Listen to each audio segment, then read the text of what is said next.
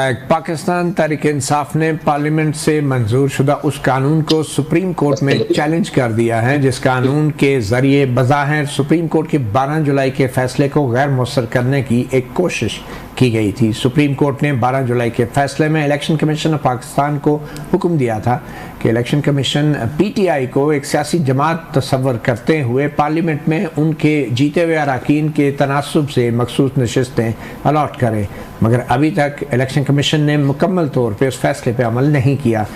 आज जो पटिशन दायर की गई है वो आर्टिकल 184(3) के तहत दायर की गई है और जो कानून असम्बली में मंजूर किया गया था वो कानून हुक्मरान जमात नून लीग की तरफ से लाया गया था और आमना हसन शेख एडवोकेट मुस्लिम लीग नून की रुकन पंजाब असम्बली हैं। आमना, आप तो मेरे ख्याल में गैर मतनाज़ा मखसूस नशिस्तों पे मुंतखब हुई हैं और ये जो मतनाज़ा मखसूस नशिस्तें थी पंजाब असम्बली में तकरीबन 31 के करीब थी। तो ये जो कानून लाया गया है इसमें आप नहीं समझती कि ये तो वाज़े तौर पे नज़र आ रहा है कि ये मफादात का टकराव है और सियासी मफाद के लिए पार्लियामेंट ने सुप्रीम कोर्ट के साथ जो है एक जंग का ऐलान कर दिया है? नहीं, आई डोंट थिंक सो। और स्पेशली एज अ लॉयर मैं एक चीज़ बहुत ज़रूरी एक्सप्लेन करना चाहूँगी, काफ़ी दिनों से हर शो पे एक्सप्लेन कर रही हूँ कि ये जो लॉ है ना तो ये अनकॉन्स्टिट्यूशनल है बल्कि ये सिर्फ एक्सप्लेनेशन है जो कॉन्स्टिट्यूशन में ऑलरेडी रखा हुआ है।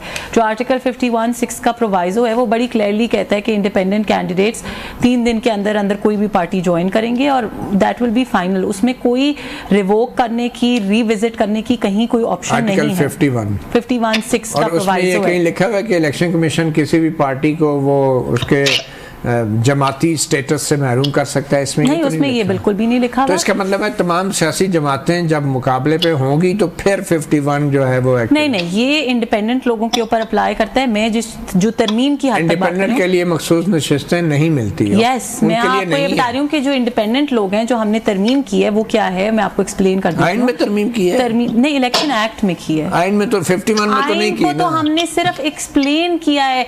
अफसोस की बात है कि 12 जुलाई की जजमेंट के बाद इसका मतलब सुप्रीम कोर्ट के फैसले पे अमल हो जाएगा। मुझे 1 मिनट दे, मैं आपको ऐसी मिसाल देती हूँ। ये ऐसी मिसाल है कि सामने दरवाजा जो है वो काले रंग का है, लेकिन आप मुझे, क्योंकि आप मान नहीं रहे कि दरवाजा काला है, तो मुझे आपको लिख के देना पड़ रहा है कि जबरदस्त। ये तो आपने अच्छा किया, बड़ी वजाहत कर दी कि इस कानून साजी से आइन के आर्टिकल 51 पे कोई असर नहीं पड़ेगा, ना ही सुप्रीम कोर्ट के फैसले पे कोई असर पड़ेगा। सुप्रीम कोर्ट का फैसला तो वैसे ही एक इमोशनल जजमेंट है। ये जजमेंट तो आनी नहीं चाहिए थी ना, कॉन्स्टिट्यूशन नहीं। क्यों, देखिए आप, ये असर इस तरह नहीं पड़ेगा कि उन्होंने ये फैसला दे दिया, इम्प्लीमेंटेशन तो ECP ने करनी है ना उसकी। और अगर ECP, आप ये कह रही हैं कि सुप्रीम कोर्ट के फैसले पे अमल नहीं हो सकता इस कानून के बाद? In light of the current law तो नहीं बनता ही नहीं है ना। अच्छा, in light of the current law लेकिन सुप्रीम कोर्ट ने तो इलेक्शन एक्ट के बारे में अपना ऑर्डर दिया ही नहीं, उन्होंने तो आइन की तशरीह की आर्टिकल 51 की। तो मैं यही तो आपने 51 में तो कोई तब्दीली नहीं की, लेकिन तशरीह अनकॉन्स्टिट्यूशनल है। अगर हम 1 मिनट ये फैसला आप करेंगे या सुप्रीम कोर्ट करेगा? कॉन्स्टिट्यूशन करेगा, क्योंकि पाकिस्तान में कॉन्स्टिट्यूशन जनरल ज़िया-उल-हक पढ़ के करेगा, जनरल बाजवा पढ़ के करेगा, या शहबाज शरीफ पढ़ के करेंगे, या सुप्रीम कोर्ट करेगी? उसकी जो black and white, black letter law जो प्लेन लेटर्स में लिखा हुआ है उसमें बड़ा क्लियरली। चलिए हम बाकी बातों को छोड़ देते हैं, मुझे ये बता दें जब वहां पे 3 डेज लिखा हुआ है, 3 के 15 कैसे हो गए? इलेक्शन कमीशन ने जब एक पार्टी को ही निकाल दिया। That is not interpretation, that is rewriting of the constitution. How can you make 3 into 15? लेकिन सुप्रीम कोर्ट ने वजाहत कर दी ना उसकी। सुप्रीम कोर्ट में जो टाइम पीरियड दिए होते हैं, जो डेडलाइन दी होती है, उसके लिए आर्टिकल 254 भी है। नहीं, मैं 254 में कहा गया है कि अगर कोई चीज मुकर्रर मुद्दत में नहीं होती तो सिर्फ इस वजह से गैर आईनी नहीं हो जाती कि वो उस मुद्दत में नहीं। लेकिन ये चीज तब अप्लाई होती अगर वो जो बल्ला छीनने वाला डिसीजन था वो ओवररूल होता। बहरहाल आप सुप्रीम कोर्ट के ऊपर इलेक्शन कमीशन अमल नहीं करेगा, आप ये कहते हैं? बिल्कुल नहीं करना चाहिए सुप्रीम कोर्ट के फैसले और सारी सीटें आपको दे देनी चाहिए, आप में बांट देनी चाहिए। देखिए हमारे में बांट देनी चाहिए, ये इनका अपना डिसीजन था। सुन्नी इत्तेहाद काउंसिल ज्वाइन करने का, इन्होंने प्रेस कॉन्फ्रेंस की, बड़े मजे से आके कहा हमारी पॉलिटिकल स्ट्रेटजी है। आपने इतनी सीटों को लेकर करना क्या है? आईनी तरमीम करनी है, क्या करेंगे इतनी ज्यादा सीटें लेकर? क्यों, देखिए ये तो पॉलिटिक्स है। अच्छा, दिस इज पॉलिटिक्स। हर कोई सुप्रीम कोर्ट के साथ पॉलिटिक्स करेंगे? सुप्रीम कोर्ट के साथ नहीं, आपने ज्यादा सीटों को लेके क्या करना है, मैंने उसका जवाब दिया। चलें, हसनात मलिक आप कैसे देख रहे हैं ये PTI की जो पिटीशन आई है? क्या आप समझते हैं कि चीफ जस्टिस काजी फैसला फिर से उस बेंच में बैठ जाएंगे जिसमें अब ये पटिशन जिसके सामने लगेगी, और क्या ये जल्दी लग पाएगी? देखें, जो मंजिल है वो तो सबको मालूम है, वो है कॉन्स्टिट्यूशन अमेंडमेंट, 2/3 मेजॉरिटी दिलवाना हुकूमत को, और जुडिशल पैकेज उसके साथ 3-3 साल जजेस को देना एक्सटेंशन, और ख़ासकर मौजूदा निज़ाम की गारंटी के लिए चीफ जस्टिस काजी फैसला का 3 साल होना, ये एक मंजिल है, एक सोच है। क्या ये मंजिल तक पहुंचा जाएगा, ये अब इस पे बात हो रही है और कोशिशें की जा रही हैं। पहले तो अभी तक तो मूव हो रही है कि पीटीआई को सीटें ना मिले, पहले तो ये मंजिल पूरी, फिर ये है कि माले गनीमत जो दिया गया इनको 78 सीटें, ये ठीक है। अच्छा, मजे की बात है जो 2 जज हैं जो मिनॉरिटी जजेस, जस्टिस अमीन और जस्टिस नईम अख्तर अफगान, उन्होंने भी कहीं इंटरप्रिटेशन नहीं की कि ये जो सीटें हैं चले पीटीआई को नहीं मिल रही, सुन्नी इत्तेहाद कौंसिल को, ये हुकूमत को कैसे मिल रही है। कहीं लॉ पॉइंट बताएं दुनिया की, ये आइन में भी नहीं लिखा, किसी कानून में भी कहीं नहीं लिखा हुआ है। टैक्स जो जस्टिस काजी फैसला कहते हैं, टैक्स को देखें, आर्टिकल 51 देखें, 106 देखें। जस्टिस हसन रिजवी ने, जस्टिस काजी फैसला जब ये बात बार बार कर रहे थे टैक्स की, तो उन्होंने कहा था कि कहाँ टैक्स में लिखा हुआ है। चलिए, इस हवाले से तो हम एडवोकेट शोएब शाहीन साहब से भी बात करेंगे। मैं आपसे ये जानना चाह रहा हूँ कि क्या चीफ जस्टिस काजी फैसला चाहेंगे कि इस बेंच पे भी बैठ जाएं जो इस कानून को, जो पिटीशन चैलेंज कर रही हैं? देखिए, चीफ जस्टिस काजी फैसला के चाहने ना चाहने से हल नहीं होगा मसला, क्योंकि कमेटी है, कमेटी में जिस तरह का मिसट्रस्ट डेवलप हो रहा है, आपने आज भी देखा कि जिस तरह मिनट्स में मॉडिफाई करके दोबारा मिनट्स जारी किए गए हैं कि इजलास के पिछले इजलास, तो मेरा ख्याल है कि वहाँ अब देखते हैं कि जजेस, मेजॉरिटी जजेस क्या सोचते हैं कि कौन सा बेंच हो।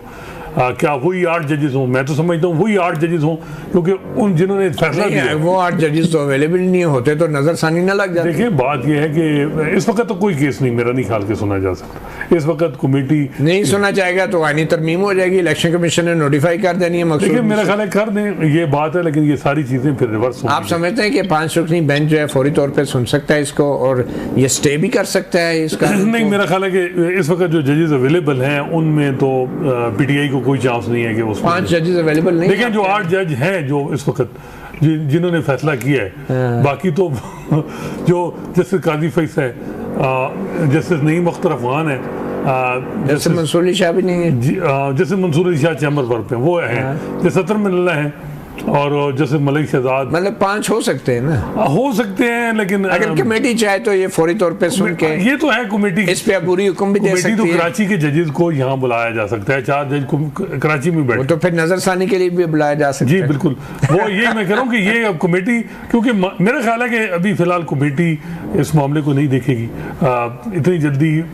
बजाय ये लग रहा है कि फोकस है कि ठीक है हम डिटेल जजमेंट देंगे, उसमें ये सारी चीजें क्लियर। एडवोकेट शोएब शाहीन साहब, अगर सुप्रीम कोर्ट ने फौरी तौर पे बैरिस्टर गौहर अली खान जो आपके चेयरमैन हैं उनकी दरख्वास्त पे बेंच बना के समाअत न की, तो क्या खदशात हैं? किस किस्म का कोई ऐसा इर्रिवर्सिबल इलेक्शन कमीशन अमल शुरू कर सकता है जो कि मंतकी तौर पे किसी आईनी तरमीम की तरफ भी मामला जा सकता है?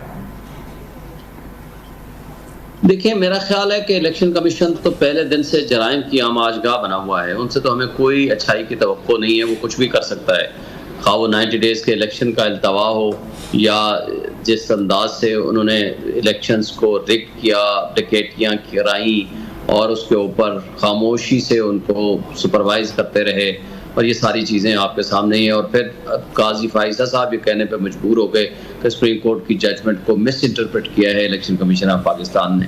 इस सब कुछ के बावजूद वो कुछ भी कर सकता है, लेकिन मेरा ख्याल है कि उनको सीटें देना मुमकिन तो नहीं होगा। इस इवन मौजूदा सब लेजिस्लेशन के जरिए तरमीम को भी अगर मद्देनजर रखा जाए तो इसमें तो कहीं कोई इब्हाम नहीं है। अब आमना जैसे कह रही है, एक सेकंड ख्वाजा साहब, सॉरी शोएब शाहीन साहब, बड़ी क्लियर सी बात है, अगर सुप्रीम कोर्ट के 12 जुलाई का फैसला पार्लियामेंट कानून के जरिए गैर मौसर कर देती है तो इसका मतलब तो यही होगा ना कि फिर इलेक्शन कमीशन जो बची कुची सीटें पहले अगर ज़्यादा थी तो अब 15, 16 या 20 वो हुक्मरान इत्तेहाद को दे सकता है, और उसकी बुनियाद पे तो आइन में तरमीम भी हो सकती है किसी भी वक्त।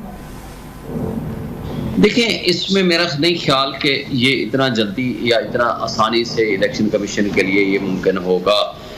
मेरा ख्याल है कि पहली बात यह है कि ये हम तवक्को रखते हैं कि ये 2-4 रोज़ में या 1 हफ्ते में ये केस लग जाएगा। ये लग जाना चाहिए। उसकी वजह यह है कि जिस अंदाज से एक सुप्रीम कोर्ट के एक मेजॉरिटी जजमेंट को, बल्कि फुल कोर्ट जजमेंट अगर हम कहें, उसको फ्रस्ट्रेट करने, उसको सरकमेंट करने के लिए जिस तरह की कानून साजी की गई है, उसकी क्या कानूनी हैसियत है और फिर उसमें लैक ऑफ बोनाफाइडी है।